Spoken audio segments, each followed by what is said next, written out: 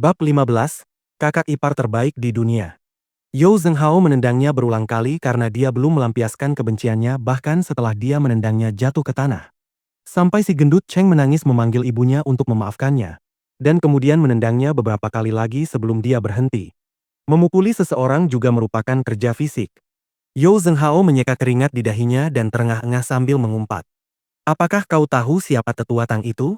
Kepala keluarga Tang dari Linzhou, ayah sekretaris Tang. Kau berani menyinggung orang terkenal di depan tetua Tang. Laozi telah terseret olehmu. Saat dia berbicara, dia menendangnya lagi. Mendengar kata-kata, keluarga Tang dari Linzhou, Sister Dongdong sangat terkejut hingga wajahnya menjadi pucat.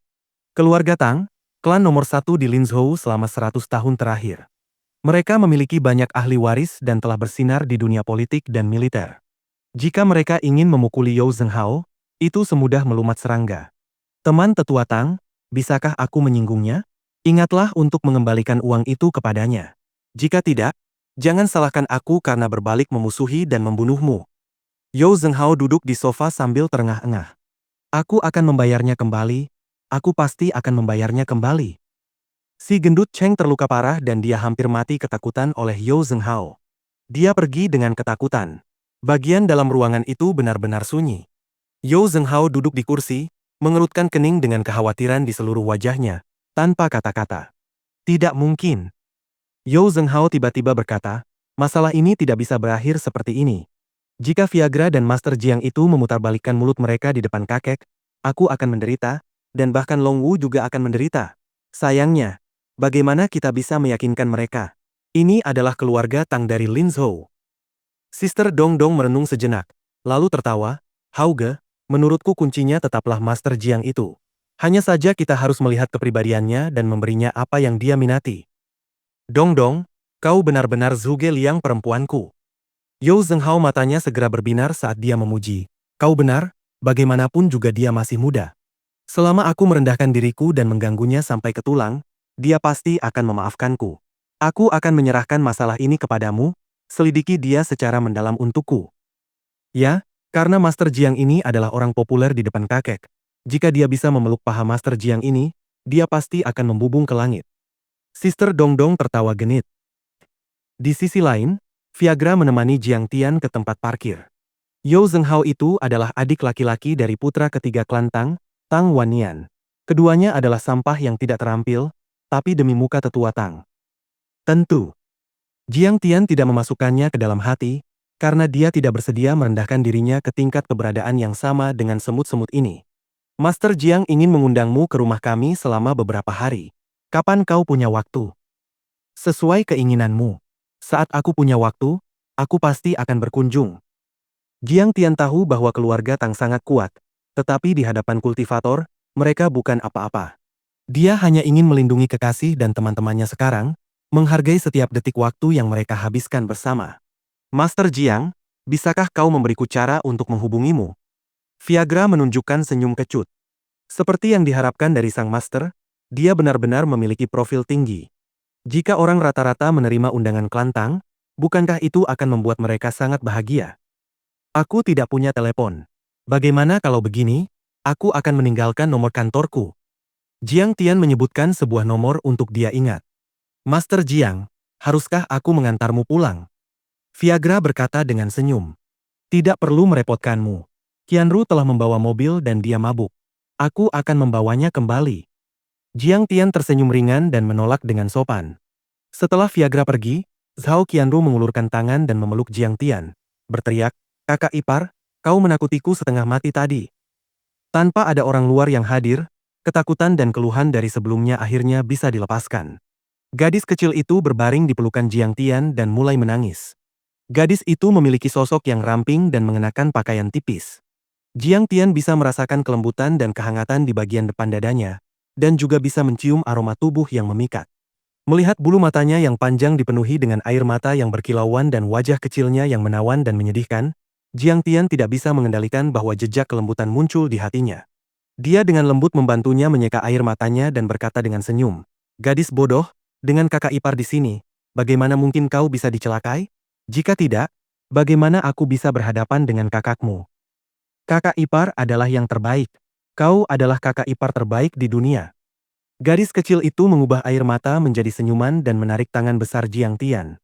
Dia tidak lagi bersedia melepaskannya dan benar-benar lupa bahwa beberapa jam yang lalu, dia masih memperlakukan Jiang Tian sebagai sampah yang tidak berguna. Berhenti menjilat. Aku akan mengantarmu pulang. Jiang Tian mengusap bagian atas kepalanya, berbalik dan menarik pintu Volvo merah Zhao Qianru hingga terbuka, lalu duduk di kursi pengemudi. Menggaruk kepalaku, kakak ipar sangat hangat. Zhao Qianru mabuk oleh apa yang dilihatnya. Matanya yang indah melengkung menjadi bentuk bulan sabit yang indah. Di tempat parkir, di dalam Mercedes. Melihat Jiang Tian dan Zhao Qianru yang intim, Jiang Qiushui, yang tidak tahu hubungan antara keduanya, menjadi semakin tidak enak dipandang. Bagaimana dia bisa keluar hidup-hidup? Hu Feng terkejut, dia tidak bisa mempercayainya. Kukira ayah Zhao Qianru telah muncul. Jiang Qiushui juga sangat terkejut, dan akhirnya memikirkan alasan untuk menjelaskan. Bahkan jika Jiang Tian pandai bertarung, Hauge memiliki banyak kekuasaan. Jika dia memanggil polisi, bukankah Jiang Tian akan dipaksa untuk menyerah? Dan hanya jika Zhao Hucheng secara pribadi memohon kepada Hauge, barulah Hauge bisa membiarkan Jiang Tian dan Zhao Sueking pergi. Tapi tadi, nona muda kedua. Hu Feng ingin mengatakan sesuatu, tapi terhenti. Dia melihat Jiang Qiushui dengan simpatik. Zhao Qianru dan Jiang Tian berpelukan dan berpegangan tangan, mata orang lain bisa melihat keintiman itu sekilas, bahwa dia telah jatuh hati pada Jiang Tian. Dia tiba-tiba merasa bahwa warna hijau rimbun di atas kepala Jiang Qiushui akan berubah menjadi padang rumput. Aku tidak akan membiarkannya pergi. Dia pandai bertarung, tapi terus kenapa? Aku punya metodeku sendiri untuk menghadapinya. Jiang Qiushui mendengus dingin, matanya meledak dengan cahaya dingin yang kejam. Kakak ipar, bagaimana kau tiba-tiba menjadi begitu kuat? Tadi, kau benar-benar terlalu perkasa. Kau bahkan lebih kuat dari Li Lianjie. Di dalam mobil, Zhao Qianru tersipu kegirangan sambil berceloteh tanpa henti. Dia masih tenggelam dalam pemandangan mengejutkan dari beberapa saat yang lalu. Suatu hari, aku pergi ke tebing terjal untuk jalan-jalan. Aku tidak sengaja jatuh dari tebing dan mengambil sebuah cincin untuk dilihat. Ada seorang pria tua berjanggut putih yang tinggal di dalamnya. Saat Jiang Tian memikirkan novel-novel daring yang telah dibacanya di kehidupan sebelumnya, dia segera teringat akan sebuah novel klasik. Kakak ipar, kau sangat jahat. Hanya menggodaku seperti bayi kecil. Zhao Qianru mengerucutkan bibir merahnya yang menawan dan merengut. Dia tahu bahwa sesuatu pasti telah terjadi pada Jiang Tian, tetapi karena kakak iparnya tidak mengatakan apa-apa, tentu saja ada alasan dia tidak mengatakannya sehingga dia tidak bertanya. Tiba-tiba, Jiang Tian berkata, "Oh benar, jangan beritahu orang tuamu atau kakakmu tentang hal ini, supaya mereka tidak khawatir." Zhao Hucheng hanyalah seorang pejabat berpangkat rendah. Keluarga dan asetnya bahkan tidak bisa dibandingkan dengan Hauge. Jika dia mendengar tentang ini, dia mungkin akan ketakutan setengah mati. Adapun Zhao Sueking, dia selalu kesal padanya karena bertindak liar. Bahkan ketika dia telah kembali dari kultivasi, perkelahian adalah tindakan yang sangat biadab di matanya. Ya, aku tahu. Zhao Qianru menganggukkan kepalanya seperti anak ayam yang mematuk nasi. Dia tiba-tiba memiliki rahasia kecil dengan kakak iparnya, yang rasanya sangat menyenangkan. Bab 16, Istri Tua. Setelah mengantar Zhao Qianru pulang, Jiang Tian tidak mengikutinya naik tangga, memanggil taksi dan kembali ke rumah. Di ruang belajar, lampu masih menyala. Zhao Sueking masih bekerja lembur, membalik-balik kitab tebal mengenai pengobatan tradisional Tiongkok. Zhao Sueking sebenarnya adalah ahli di bidang keuangan. Dalam hal kemampuan manajerial, ia memiliki peluang besar untuk memimpin industri farmasi keluarga Zhao. Awalnya, Zhao Hucheng memiliki rencana yang sama sebelumnya. Bagaimanapun, dengan begitu, grup Raja Obat dari keluarga Jiang akan sepenuh hati membantu menantu perempuan mereka dengan sepenuh hati, bukan? Namun, ketika menyadari keluarga Jiang telah melemah, Zhao Hucheng membuang ide tersebut. Musuh-musuh keluarga Jiang terlalu kuat. Ia takut rencana itu justru akan membawa petaka bagi industri farmasi keluarga Zhao. Maka, ia menyerahkan seluruh bisnis kepada istrinya, Wei Fang. Wei Fang, yang takut kemampuan manajerial Zhao Sueking akan mengancam posisinya dan kemudian mengambil kendali industri farmasi Zhao, menempatkan Sueking sebagai kepala Departemen Riset dan Pengembangan. Namun, Zhao Sueking tidak tahu cara membuat obat. Jadi dia terpaksa membaca kitab setiap hari untuk mengejar ketertinggalannya. Pada saat ini, Zhao Sueking sedang duduk di depan meja, membaca setumpuk dokumen tebal dan sedang berpikir keras dengan dahi berkerut karena sebuah resep. Nama resep itu adalah salep penutrisi otot, yang dibeli oleh Departemen Penelitian dan Pengembangan dengan sejumlah besar uang dari seorang tabib tua. Dikatakan bahwa salep itu memiliki efek ajaib dalam mengobati luka luar, bisul, borok dan nanah. Namun, setelah beberapa penelitian, ditemukan bahwa meskipun salep ini memiliki efek terapeutik tertentu, ia juga memiliki efek samping yang sangat nyata. Karena reaksi tersebut, salep itu akan menyebabkan pasien mengalami sakit kepala dan merasa pusing. Uji klinisnya belum lolos dari administrasi obat. Jiang Tian pasti sudah kembali. Tiba-tiba, dia mendengar suara pintu terbuka dan terkejut. Tubuhnya menegang. Pada malam pernikahan mereka, Jiang Tian yang mabuk telah memukulinya. Sejak saat itu, Zhao Suiqing menyadari bahwa pernikahannya adalah tragedi yang lengkap. Setelah itu, dia bersikeras untuk tidur terpisah dengan Jiang Tian. Meskipun Jiang Tian telah mendambakan kecantikannya dan ingin mendapatkan tubuhnya berkali-kali, Zhao Suiqing menjaga dirinya dengan ketat dan melawan dengan sekuat tenaga, sehingga Jiang Tian tidak berhasil. Zhao Suiqing benar-benar ingin keluar dan bertanya kepadanya tentang apa yang terjadi malam ini. Tetapi dia tidak bangun karena dia takut Jiang Tian akan melakukan sesuatu padanya. Di luar, suara langkah kaki ringan terdengar, diikuti oleh suara membuka pintu kamar mandi dan kemudian mandi. Sesaat kemudian, dengan suara debuman, pintu kamar tidur sekunder tertutup. Suara menutup pintu itu tidak keras, tetapi bagi Zhao Suiqing, itu seperti tepukan guntur yang berdering di samping telinganya, menyebabkan tubuh halusnya sedikit gemetar. Pernikahan formalitas seperti ini, kapan akan berakhir? Mungkinkah aku benar-benar harus bercerai? Setelah sekian lama, Zhao Suiqing akhirnya tenang, tetapi kesedihan yang mendalam menyerang hatinya, dan matanya memerah. Ketika dia muda, dia lebih dari sekali berfantasi tentang seorang pacar yang seperti pangeran di atas kuda putih, datang kepadanya dengan setangkai mawar untuk membantunya memasangkan cincin berlian, dan mengatakan bahwa dia akan selalu mencintai dan menghargainya. Namun, ketika dia terbangun dari mimpinya, dia menyadari bahwa hanya ada satu orang bodoh yang hanya tahu cara menggertaknya. Hidupnya benar-benar menyedihkan. Jika aku meninggalkannya ketika dia masih sangat normal setelah menikah, maka tidak ada salahnya meninggalkannya. Tetapi sekarang dia sakit mental. Bagaimana aku bisa tenang setelah meninggalkannya dengan kejam? Bagaimana aku bisa berhadapan dengan orang tuanya? Informasi di depan matanya tidak lagi bisa dibaca. Mata Zhao Suiqing berkedip dengan air mata saat penglihatannya kabur dan tetesan air mata mulai jatuh di atas meja. Di kamar sebelah, Jiang Tian sedang duduk bersila dalam meditasi, berkultivasi sepanjang malam. Buah Tianyuan mengandung ki spiritual surga dan bumi yang sangat murni dan padat, dan itu sangat melimpah.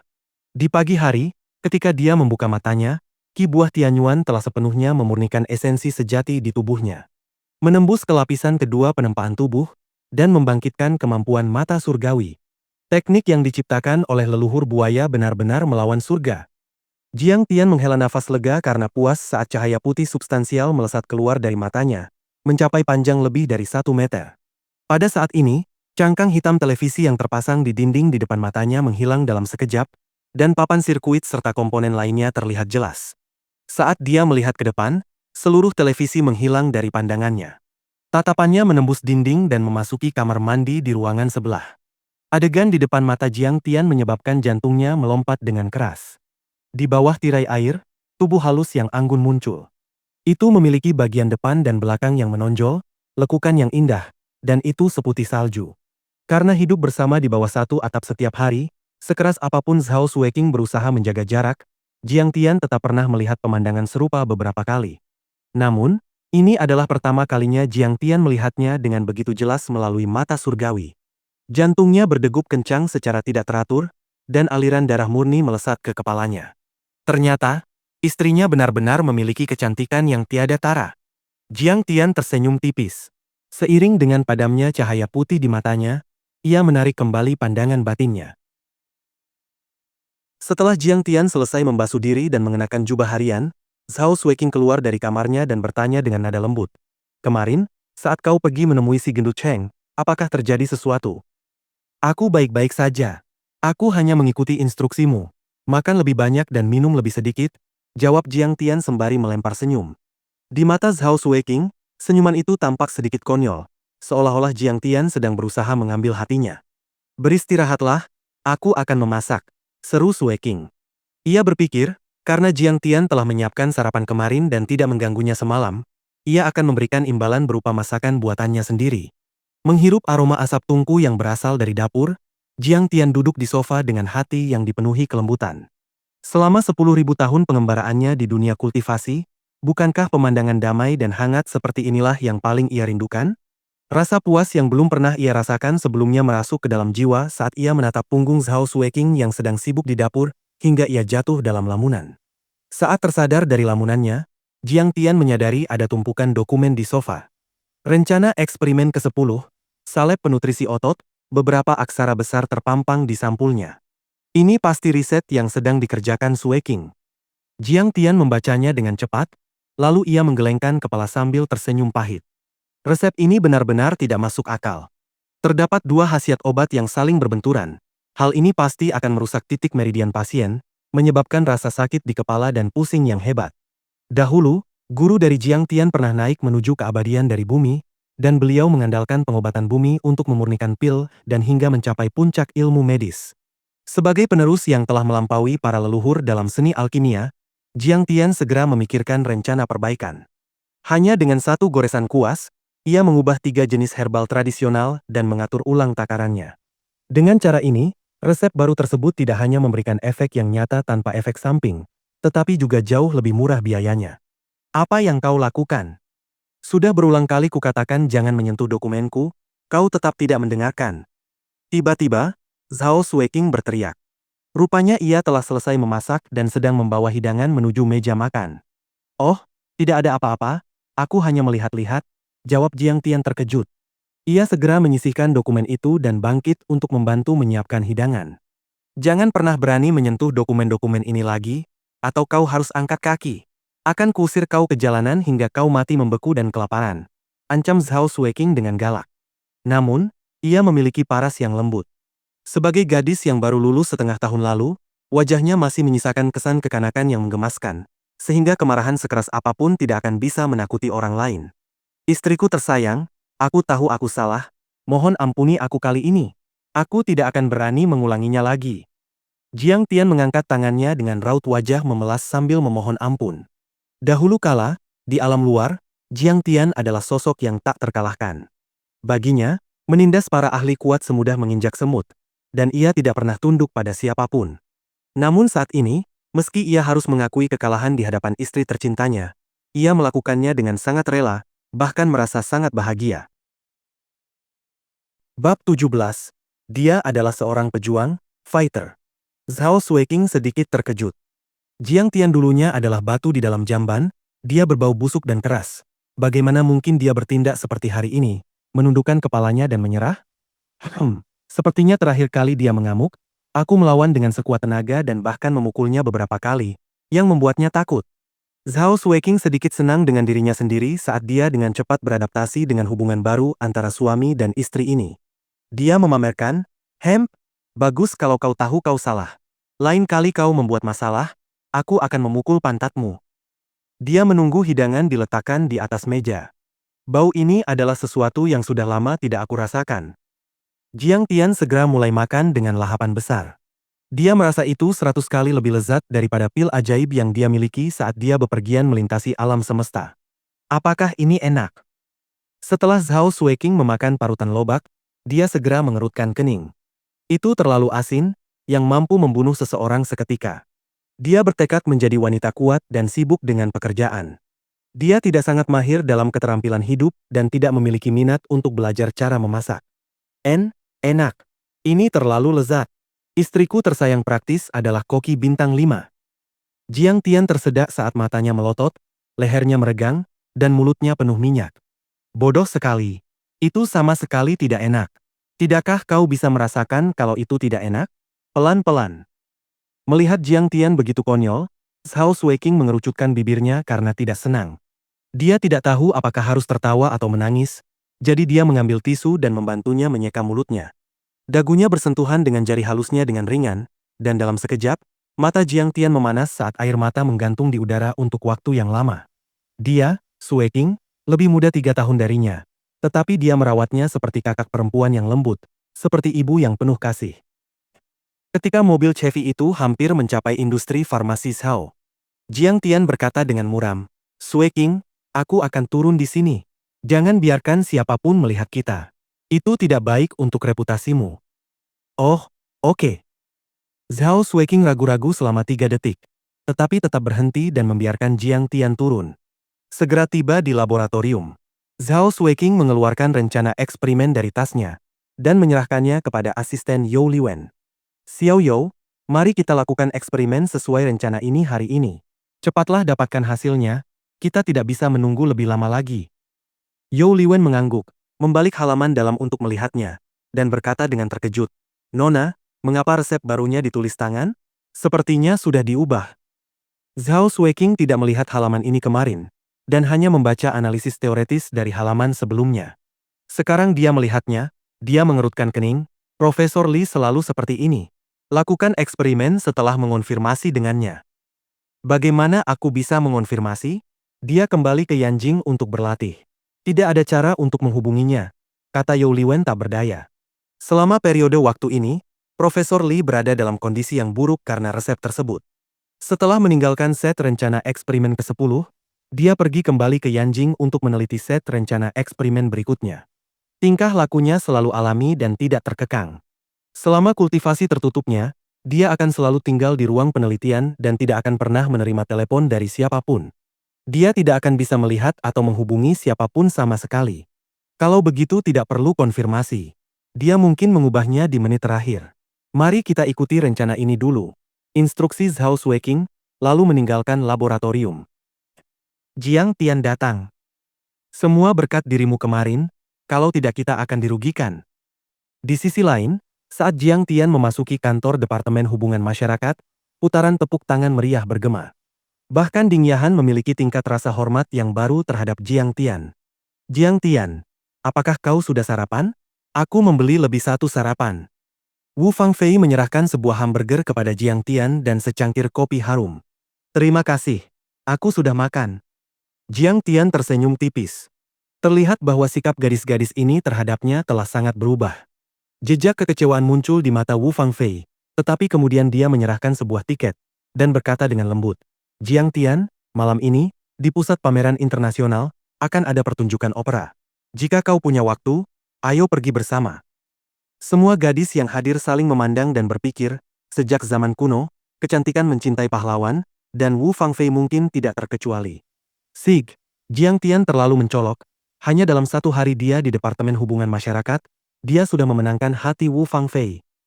Bagaimana dia melakukannya? Sedangkan karyawan pria, mereka semua memandang Jiang Tian dengan iri, terutama Shen Lei, yang memukul dadanya sendiri dan menghentakkan kakinya. "Maaf, aku masih ada urusan lain. Aku benar-benar minta maaf." Jiang Tian menolak dengan bijaksana. Seluruh pikirannya tertuju pada Zhao Shuiking. Bagaimana mungkin dia memiliki pikiran untuk berkencan dengan Wu Fangfei? Itu hanya membuang-buang waktu.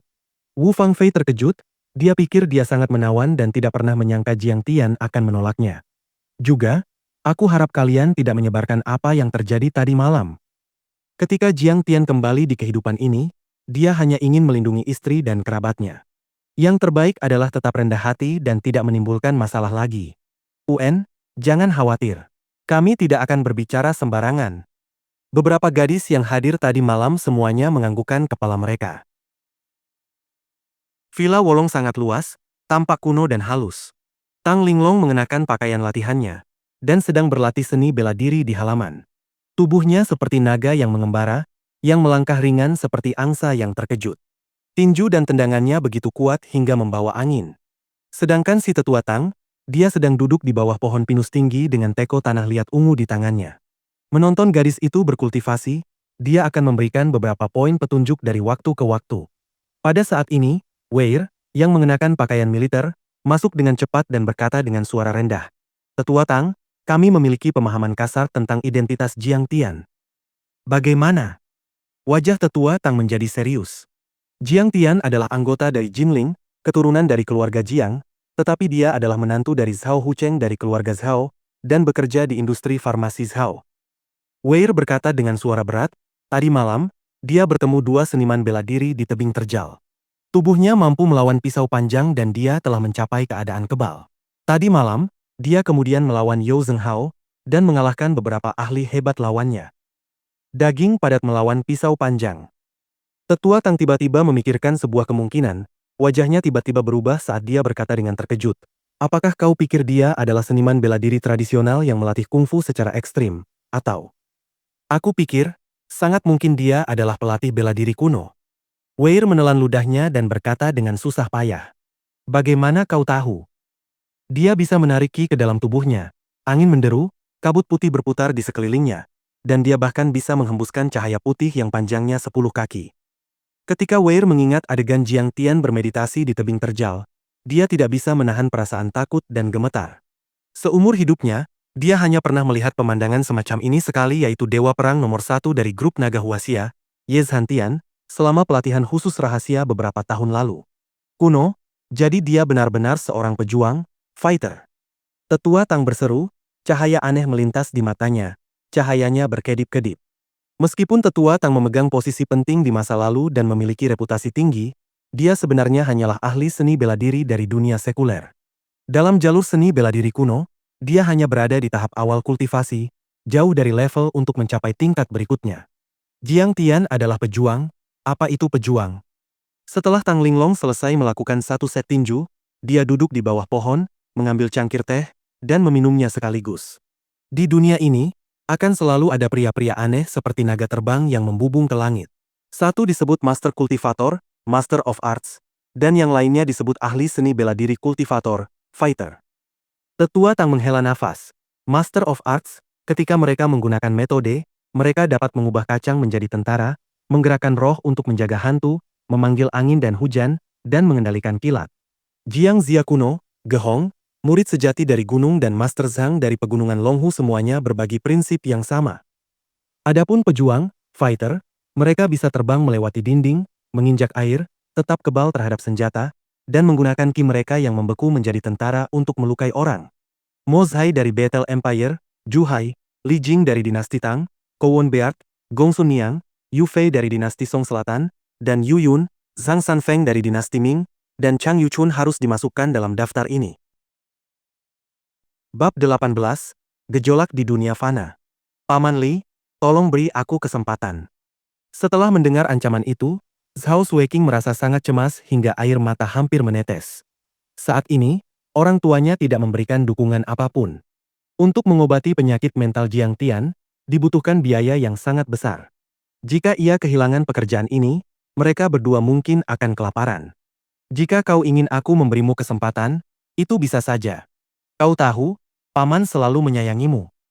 Li Pengtao segera berjalan ke belakang Zhao Sueking, meletakkan kedua tangannya di bahu Sueking dan berbisik, tapi, bagaimana kau akan berterima kasih kepada Paman? Merasakan tangan di bahunya bagaikan 2 ekor ular berbisa yang licik, Zhao Sueking tersentak. Ia berdiri dan mundur selangkah, Paman Li, jangan khawatir, aku akan bekerja keras dan menuntaskan riset resep ini sesegera mungkin. Aku tidak akan mengecewakanmu. Siapapun bisa melakukan pekerjaan itu. Kau harus melakukan sesuatu yang tidak bisa dilakukan orang lain. Li Pengtao tersenyum mesum bagaikan harimau lapar yang mengincar mangsanya. Ia mendorong Zhao Sueking ke sofa dan menindihnya. Paman Li, apa yang kau lakukan? Zhao Sueking meronta sekuat tenaga.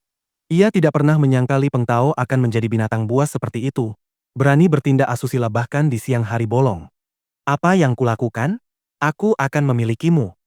Li Pengtao telah sepenuhnya menunjukkan tabiat aslinya. Sejak pertama kali bertemu Zhao Sueking, ia telah terpesona dan pikirannya dirasuki oleh kecantikan wanita itu. Hari ini, ia berniat melakukan tindakan nista tersebut. Kau sudah begitu tua dan belum pernah jatuh cinta. Kau pasti lapar, kan? Paman akan memuaskanmu. Alasan mengapa Li Pengtao begitu tidak terkendali adalah karena dia melihat betapa Zhao Hucheng meremehkan putri ini, yang juga berada di bawah bantuannya. Bahkan jika dia mendapatkannya, Zhao Hucheng mungkin tidak akan mengatakan apa-apa. Dia bahkan mungkin akan menikahinya. Tolong. Zhao Sueking membuka mulutnya, menggigit pergelangan tangannya, dan merobek sepotong daging. Plak! Rasa sakit yang hebat memicu amarah Li Pengtao. Dia mengangkat tangan dan menampar wajah Zhao Sueking, dan berkata dengan marah, teruskan. Berteriaklah. Semakin kau berteriak, aku semakin bersemangat. Kotak ini dirancang khusus untuk kedap suara. Bahkan jika kau berteriak sampai tenggorokanmu putus, tidak ada yang akan mendengarmu. Zhao Xueqing dipukul sampai merasa pusing. Dia berjuang dengan sekuat tenaga, dan air mata kesedihan mengalir di pipinya. Apakah aku akan dikotori oleh binatang ini hari ini? Tepat ketika Zhao Xueqing meminta seseorang untuk membantunya tetapi tidak ada yang menjawab, tiba-tiba, pintu ditendang terbuka dengan dentuman keras. Gubrak! Pintu ruang penelitian hancur berkeping-keping. Sosok Jiang Tian berdiri di sana dengan aura dingin yang menusuk tulang. Matanya memancarkan niat membunuh yang pekat saat melihat istrinya dalam bahaya. Di tengah cahaya air mata yang kabur, hal pertama yang dilihat Zhao Xueqing adalah sepasang mata merah-merah yang seolah-olah bisa menyemburkan api. Ya, mata Jiang Tian sepenuhnya merah. Dalam kehidupan sebelumnya, dengan kesadarannya yang kabur, dia tidak merasakan bahwa Li Pengtao memiliki niat buruk terhadap Zhao Xueqing. Siapa yang tahu berapa banyak kesedihan dan siksaan yang telah dialami gadis malang ini? Sengat beracun serigala akan membunuh siapa saja yang berani mengintip, sedangkan sisik terbalik naga akan membunuh siapa saja yang menyentuhnya. Zhao Xueqing adalah sisik terbaliknya. Tidak ada yang boleh menyentuhnya. Siapapun yang menyentuh akan mati. Pria yang gemuk seperti babi ini sebenarnya ingin mendapatkan Zhao Xueqing. Bukankah dia ingin mati? Jiang Tian, siapa yang membiarkanmu masuk? Li Pengtao menarik celananya, dan berteriak pada Jiang Tian dengan marah. Kau, pergilah ke neraka. Tanpa mengucapkan kata-kata lain, Jiang Tian menyerbu seperti angin kencang. Seperti bola sepak yang menembak ke sasaran, dengan satu kaki, dia menendang selangkangannya. Awo! Jeritan pilu bergema di seluruh restoran. Tendangan Jiang Tian yang dipenuhi kemarahan itu sangat kuat. Terlebih lagi, itu diarahkan ke bagian tubuh yang paling lemah. Garis hidup Li Pengtao segera hancur dan darah mengalir keluar. Jeritan yang terdengar seperti babi yang disembelih tidak bisa ditekan saat darah menyembur keluar dari tenggorokannya. Tubuh tambunnya terpental seperti bola karet. Kaki Jiang Tian sudah mendarat di tanah. Memanfaatkan situasi tersebut, dia berbalik dan mengirimkan tendangan berputar ke arah perut bagian bawah Li Pengtao. Wus! Tubuh Li Pengtao yang beratnya setidaknya 200 kg, segera terbang keluar dan menghantam keras meja teh kaca. Dengan retakan yang renyah, meja teh kaca itu hancur, dan banyak potongan kaca bahkan menusuk ke dalam tubuhnya. Ah! Li Pengtao mengeluarkan teriakan melengking lainnya seperti babi yang disembelih. Namun, Jiang Tian yang terbakar amarah tidak berniat berhenti. Dia melompat naik dan turun, dengan satu kaki menginjak di antara kakinya. Rak! Dengan suara yang mirip dengan telur yang pecah, Li Pengtao secara tidak sadar membungkuk kesakitan. Jiang Tian mengarahkan tendangan ke kepalanya dan dengan suara kaca, tulang hidung Li Pengtao seketika patah, menyebabkan darah mengalir liar. Sejumlah besar mimisan mengalir keluar, dan lolongan Li Pengtao menjadi tidak jelas, seperti lolongan anjing. Bang! Dengan injakan kakinya, lutut Jiang Tian, seharusnya lutut Li Pengtao, segera retak, diikuti oleh kakinya yang lain, dan sesaat kemudian, semua anggota tubuh Li Pengtao patah, sampai pada titik di mana bahkan Hua Tuo pun tidak bisa membuatnya berdiri. Kali ini, banyak keributan muncul dari perkelahian Jiang Tian. Namun, banyak orang yang berdiri di pintu masuk tidak berani masuk setelah menyaksikan adegan ini. Beberapa memutar nomor darurat, beberapa memutar nomor manajer umum untuk membiarkannya menanganinya. Kau sudah lumpuh. Hidup lebih buruk daripada mati. Matilah kalau begitu. Jiang Tian mengertakkan gigi dan menghancurkannya dengan giginya saat api dingin keluar dari matanya. Dia mencengkeram leher Yu Yang, Li Pengtao, dan mengangkatnya, menggunakan semua kekuatan di tangannya, ingin meremasnya sampai mati. Jiang Tian, jangan bunuh dia. Melihat mata Li Pengtao melotot, wajahnya membiru, Zhao Xueqing begitu terkejut hingga wajahnya menjadi pucat pasi, dan dia segera mencengkeram lengan Jiang Tian dan memohon. Dia pantas mati. Jiang Tian tidak melepaskannya. Lidah Li Pengtao menjulur keluar. Seperti hantu, dia tampak seperti akan mati. Zhao Xueqing begitu cemas hingga hampir pingsan. Dia mencengkeram tangan Jiang Tian dengan erat, memohon padanya, Jiang Tian, apakah kau gila? Kau tidak boleh membunuh orang, kau akan masuk penjara. Untuk sampah ini, itu tidak layak. Bajingan, pergilah ke neraka. Senyum di mulut Jiang Tian sangat kejam. Hanya dalam beberapa detik, Li Pengtao akan pergi ke dunia lain. Jiang Tian, aku mohon padamu, tolong lepaskan. Bahkan jika kau tidak ingin memikirkan aku, kau masih harus memikirkan orang tuamu.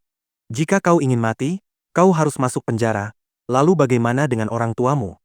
Dalam momen keputusasaan, Zhao Xueqing berlutut di tanah dan mulai menangis terseduh-seduh sambil memeluk kaki Jiang Tian. Tangisan Zhao Xueqing menyebabkan Jiang Tian tenang. Benar, setidaknya untuk saat ini, kekuatannya sendiri tidak akan mampu melawan Departemen Kekerasan Nasional, atau dia harus mematuhi hukum dunia ini. Aku akan masuk penjara. Bagaimana dengan orang tuaku? Siapa lagi yang akan melindungi Sui King dan keluarga Jiang? Brook. Mengikuti lepasnya cengkeraman Jiang Tian yang lembut, Li Pengtao jatuh ke tanah seperti anjing mati, mencipratkan darah kemana-mana. Sui King, cepat bangun. Bagaimana mungkin aku membunuhnya? Aku hanya memberinya pelajaran. Jiang Tian menarik Zhao Sui King berdiri dan dengan lembut menyeka air matanya. Setelah beberapa saat, ambulans telah tiba dan orang-orang medis membawa Li Pengtao ke ambulans dan pergi dengan cepat. Jangan takut, tidak apa-apa. Ayo kita pulang. Jiang Tian menarik Zhao Sui King dan berjalan keluar, matanya dipenuhi dengan kedinginan. Mabuk dulu barulah tahu rasa anggurnya, mencintai dulu barulah tahu rasa cintanya.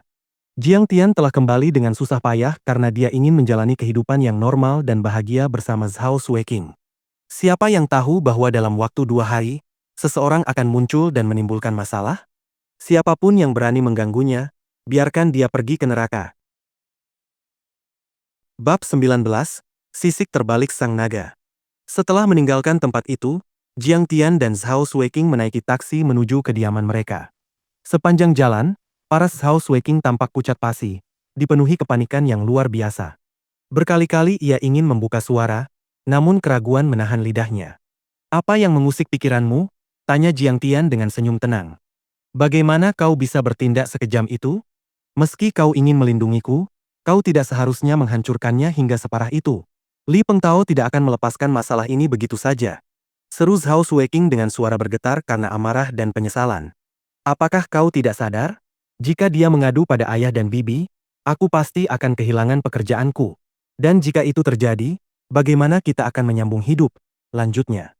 Sebenarnya, ketakutan Sui King lebih dari sekadar kehilangan pekerjaan. Di dunia fana ini, melukai orang hingga cacat bisa membuat seseorang dijebloskan ke penjara selama belasan tahun, atau bahkan menghadapi hukuman mati. Meskipun Jiang Tian bertindak demi membela diri, Li Pengtao memiliki jaringan koneksi dan kekayaan yang besar untuk memutarbalikkan fakta hukum. Kekuasaan keluarga Jiang mungkin besar, namun itu di Jinling, sementara di wilayah Lingnan ini, jangkauan mereka sangat terbatas. Dia yang lebih dulu mencoba menodai kesucianmu. Makhluk nista seperti itu, apakah masih punya muka untuk menuntut keadilan? Jawab Jiang Tian dengan nada dingin dan penuh penghinaan, seolah nyawa Li Pengtao tak lebih berharga dari butiran debu. Li Pengtao pandai bersandiwara, dan biasanya bertindak seperti penatua yang setia. Ayah dan bibi sudah lama tidak menyukaimu, apakah dia akan mempercayaimu, atau dia akan mempercayai Li Pengtao? Kata Zhao Sui King dengan nada pahit. Jiang Tian tersenyum ringan, jangan khawatir, bahkan jika dia ingin mengeluh, aku punya caraku untuk menanganinya.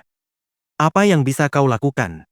Terlepas dari hasil dari masalah ini, singkatnya, jangan berkelahi atau mengamuk di masa depan.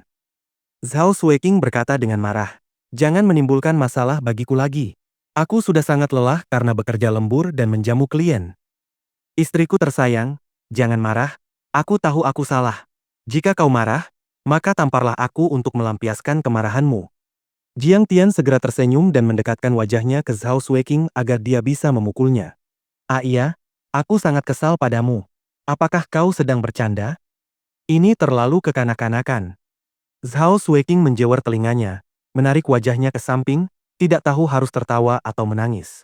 Apa yang baru saja dilakukan Jiang Tian sedikit berdarah, sedikit kasar dan sedikit kejam, tetapi pada akhirnya, dia melindunginya. Berpikir tentang suaminya akhirnya mengerti untuk melindunginya, dia merasa hangat dan manis di hatinya. Tetapi memikirkan bagaimana Jiang Tian memukuli Li Pengtao, dia mulai khawatir. Sesampainya di kediaman mereka, sebuah mobil mewah telah menunggu di depan gerbang. Sosok wanita cantik dengan aura bangsawan yang agung, Tang Linglong, keluar menyambut mereka. Ia mengenakan cheongsam merah yang anggun, tampak seperti seorang ratu yang baru saja turun dari awan. Tuan Jiang, akhirnya kau kembali, seru Tang Linglong dengan mata berbinar penuh harap.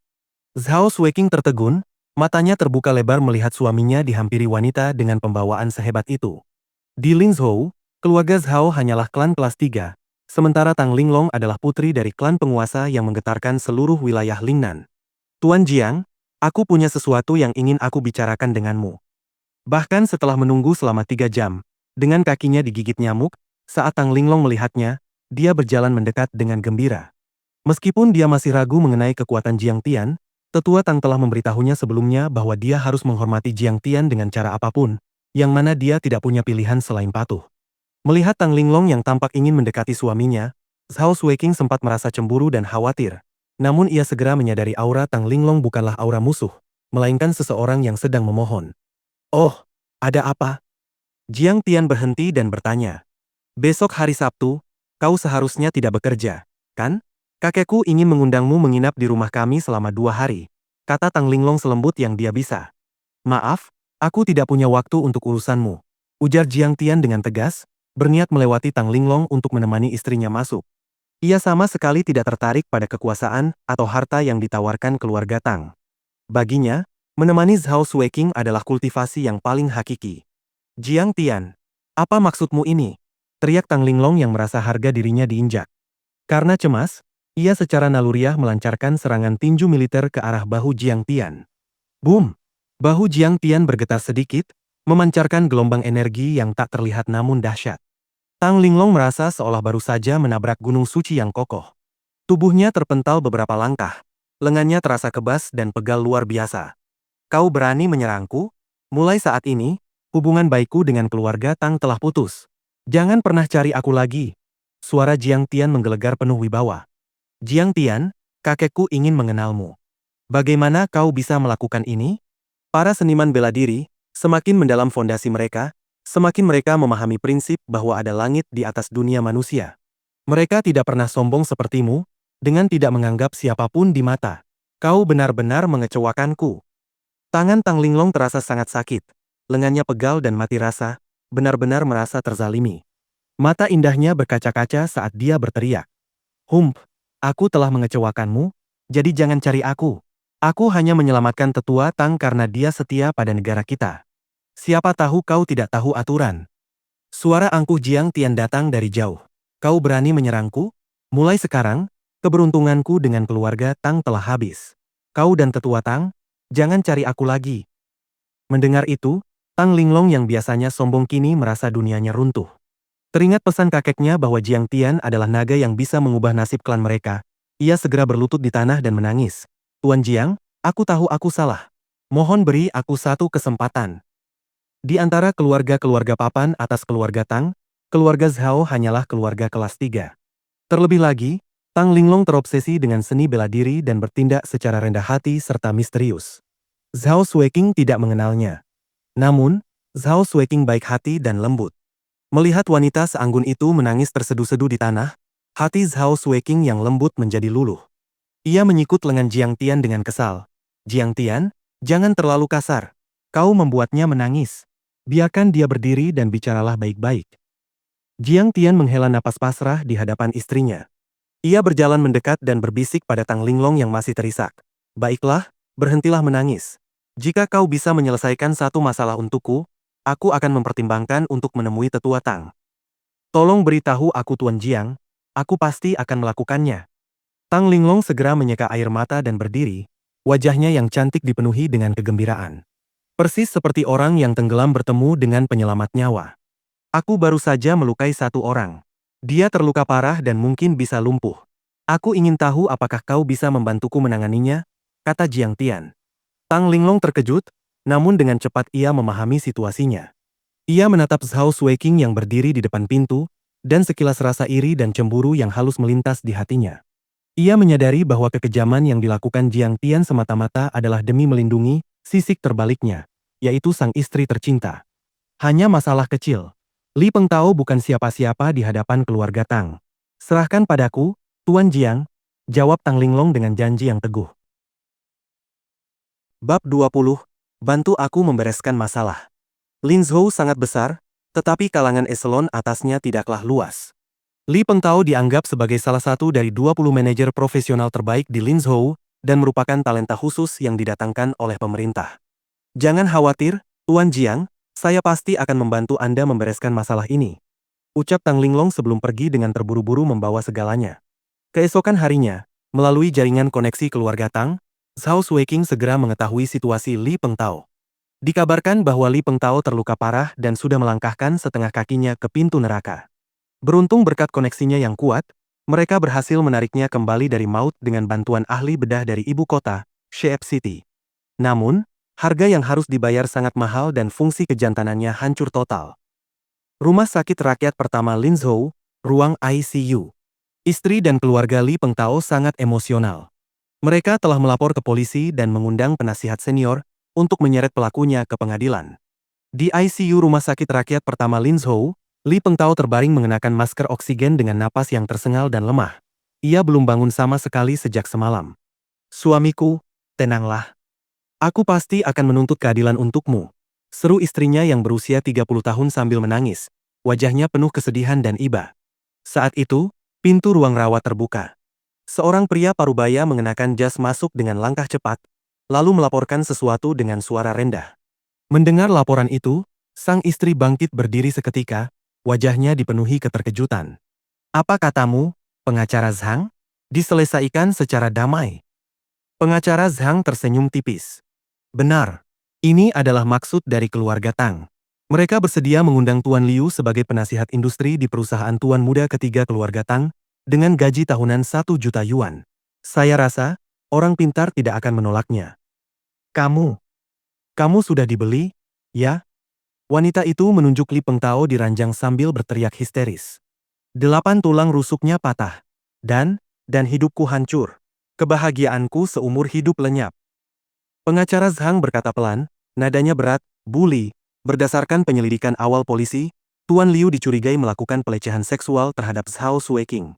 Walaupun posisi Zhao Sueking di industri farmasi Zhao tidak tinggi, bagaimanapun juga dia adalah putri pemilik perusahaan." Ia berhenti sejenak, lalu melanjutkan dengan nada hati-hati, "Seorang manajer profesional berniat menodai putri bosnya sendiri. Jika berita ini tersebar, karir Tuan Liu akan tamat. Tapi bukankah dia telah menjadikanku janda hidup?" Emosi Bu Li perlahan mereda, digantikan oleh kesedihan mendalam. Pengacara Zhang tersenyum samar, lalu mendekat, "Bu Li secantik ini, apa masih kekurangan pria? Jika dia sudah tak mampu, bukankah Anda bisa hidup lebih bahagia?" Ia membuka lengannya dan memeluk pinggang ramping Bu Li, membisikkan kata-kata ke telinganya, "Di dunia ini, pria baik masih sangat banyak." "Ah, jangan di sini. Pintunya belum dikunci." Bu Li merajuk pelan, sementara tangan kuat itu telah menyentuh pinggulnya. Jantungnya berdegup kencang.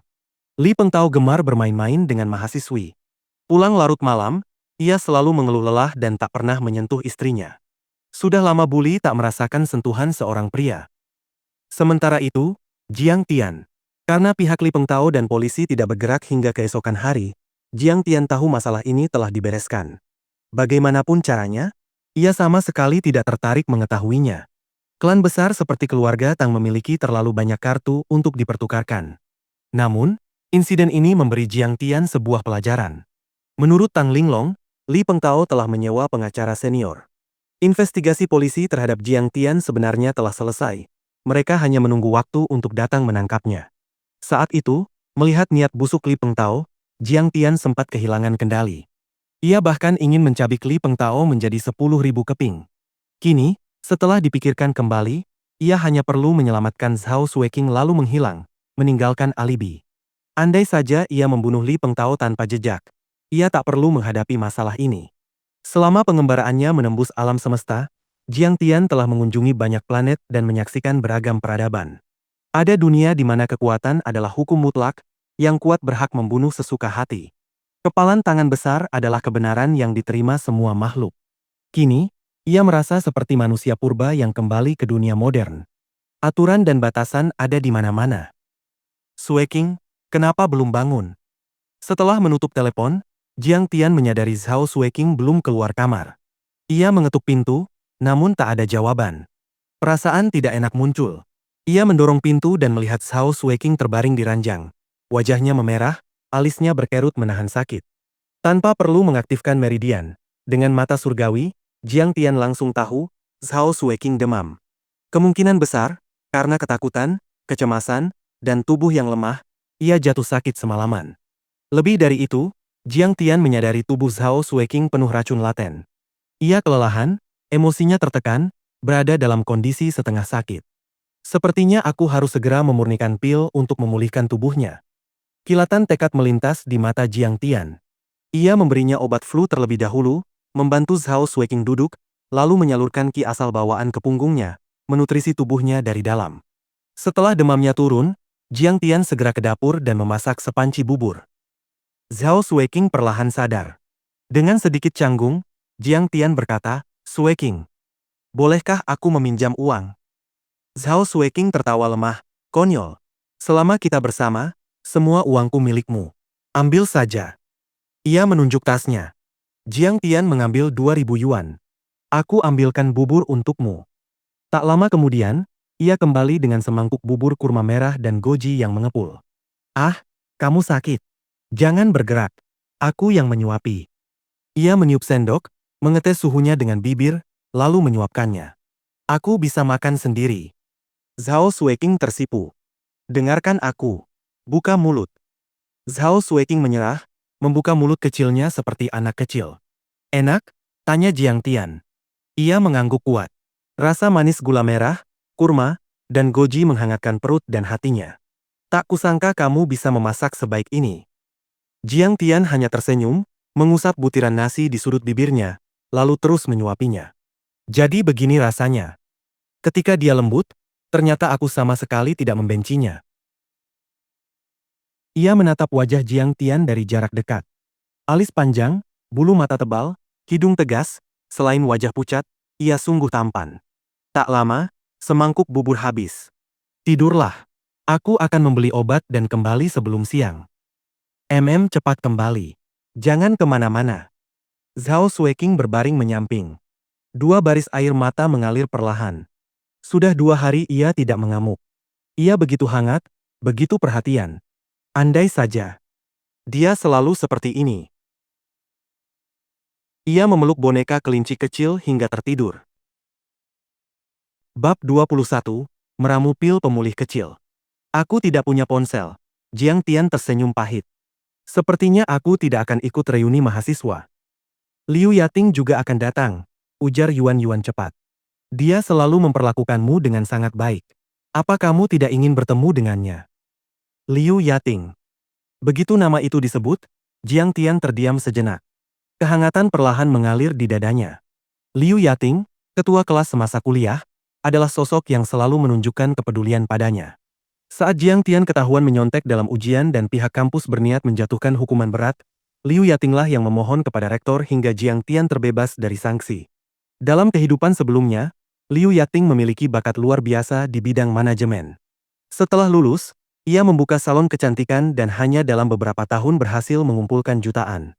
Ia bisa disebut wanita tangguh dan cakap. Ketika keluarga Jiang hampir runtuh, Jiang Tian pernah berusaha membangun relasi kemana-mana. Ia bahkan meminta ayahnya turun tangan, meminjam uang dari berbagai pihak, namun berkali-kali ditolak.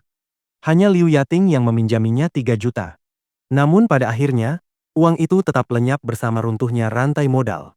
Salon kecantikan Liu Yating pun ikut bangkrut. Meski begitu, hingga Jiang Tian mengakhiri hidupnya, Liu Yating tidak pernah sekalipun menagih atau menyalahkannya.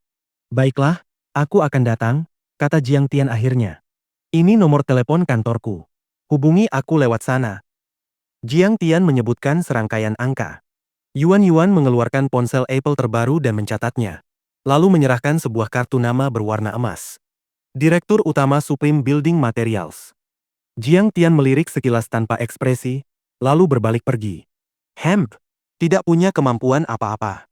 Bahkan ponsel pun tidak punya, tapi masih bersikap sok tinggi. Yuan Yuan mendengus dingin, wajahnya penuh rasa meremehkan. Namun ia segera melupakan Jiang Tian. Ia berjalan cepat ke meja kasir. "Berikan aku bahan obat terbaik dan termahal di sini." Hou Tianlai pernah mengatakan bahwa kakak You Zhenghao sedang mencari ramuan langka untuk mengambil hati para tokoh besar. Karena itu, ia dan Hou Tianlai mengumpulkan bahan obat secara terpisah. Di perjalanan pulang, Jiang Tian membeli beberapa bahan, memasak makan siang, lalu menyuapi Zhao Sueking. Ia sendiri hanya makan beberapa suap sebelum mulai meramu pil. Ia menutup pintu dapur, memutuskan untuk menyingkirkan segala urusan dunia luar. Dalam hal meramu pil, Jiang Tian dapat disebut ahli sejati. Di dunia kultivasi dahulu, namanya sangat tersohor.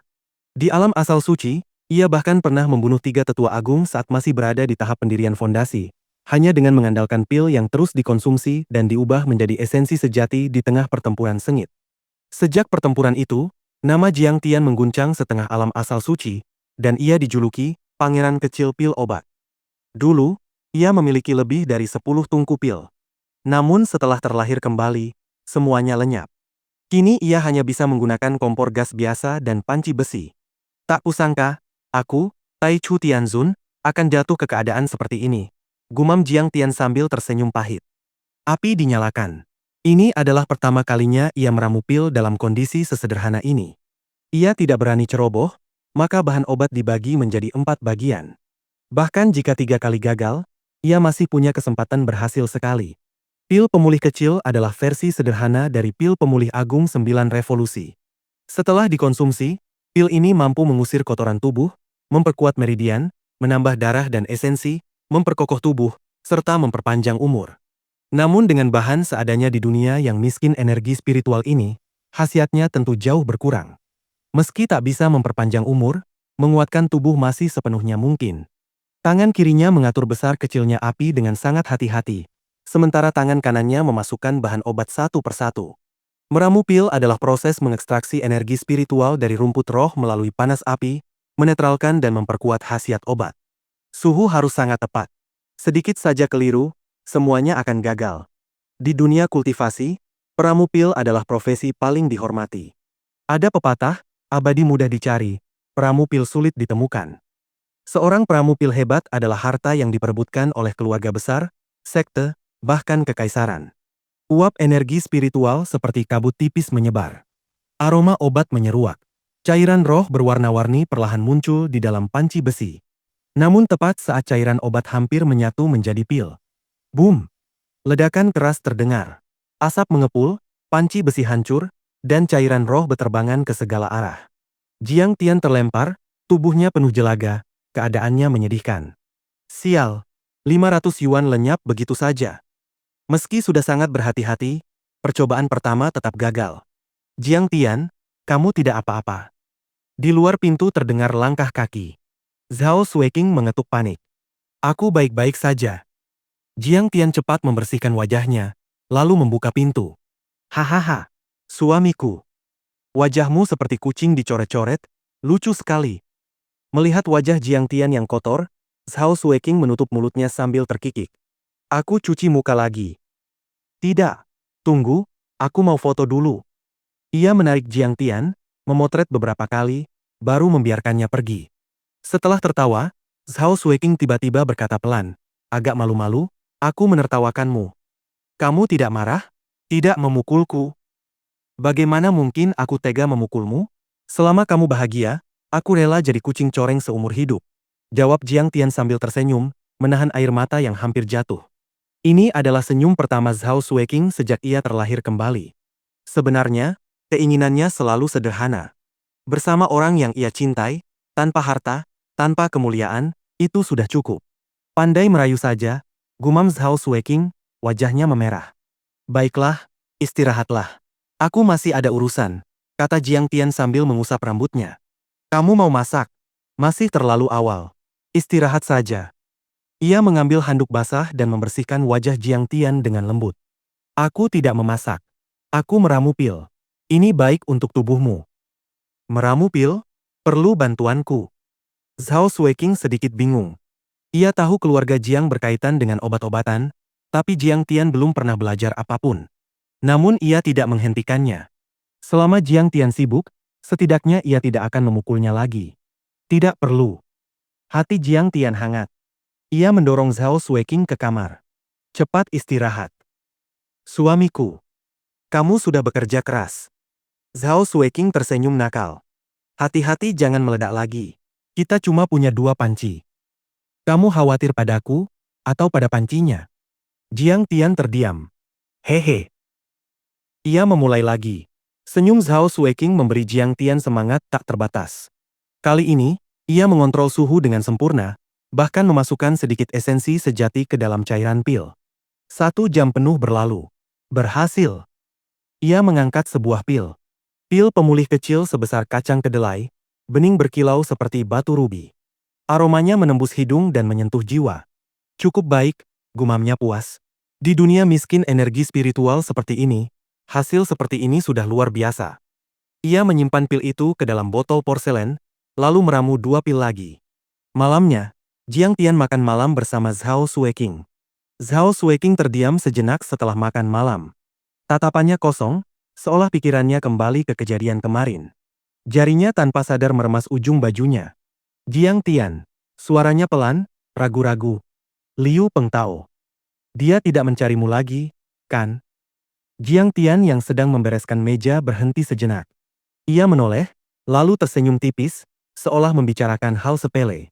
Aku baik-baik saja. Dia tidak akan muncul lagi di perusahaan. Nada bicaranya terlalu tenang. Alis Zhao Sueking berkerut. Ia menatapnya lebih lama. Bagaimana caranya? Jiang Tian mendekat, mengulurkan tangan, mengusap kepala Zhao Sueking dengan lembut. Jangan khawatir. Sentuhan itu hangat, tapi hati Zhao Sueking tetap gelisah. Ia menunduk, menggigit bibirnya sebentar sebelum berkata lirih. Aku percaya. Tapi lain kali jangan pukul orang lagi. Itu menakutkan. Jiang Tian terdiam. Senyumnya memudar. Kamu pikir aku menakutkan? Zhao Sueking mengangkat kepala. Matanya bergetar, tidak berani menatap terlalu lama. Aku tahu kamu melakukannya untuk melindungiku, tapi... Suaranya mengecil. Kamu juga pernah memukulku. Kalimat itu seperti pisau yang menusuk dada Jiang Tian. Tanpa berkata apa-apa, ia mengangkat tangannya. Plak! Tamparan keras menggema di ruangan. Jangan! Zhao Sueking tersentak. Ia segera meraih tangan Jiang Tian, air mata mengalir deras. Jangan begitu. Aku percaya padamu. Aku benar-benar percaya. Telapak tangannya menyentuh pipi Jiang Tian yang memerah. Getarannya terasa jelas. Jiang Tian menggenggam tangannya erat, suaranya serak namun penuh tekad. Aku tidak akan menyakitimu lagi. Tidak akan pernah. Keheningan jatuh sejenak. Tangis Zhao Sueking perlahan mereda. Tiba-tiba, Jiang Tian tersenyum kecil, senyum nakal yang jarang muncul, seolah ingin mengusir suasana berat. Istriku, katanya ringan, aku mau tanya sesuatu. Kamu pasti tidak bisa menjawab. Zhao Sueking mengusap air matanya, mendengus kecil, lalu mendongak dengan dagu terangkat. Tanya saja. Kenapa Chang'e terbang ke bulan membawa kelinci? Zhao Sueking berkedip. Karena kesepian? Bukan. Karena dia suka kelinci. Ia menyebutnya dengan ragu. Jiang Tian hanya menggeleng pelan, senyum jahilnya makin lebar. Lalu kenapa? Zhao Sueking menyerah. Karena hanya dengan membawa kelinci, Jiang Tian mendekat, suaranya diturunkan, dia bisa membawa wortel. Kenapa harus wortel? Zhao Sueking membelalakan mata. Wajahnya membulat, polos dan menggemaskan, dan untuk pertama kalinya malam itu, tawa ringan kembali mengisi ruangan.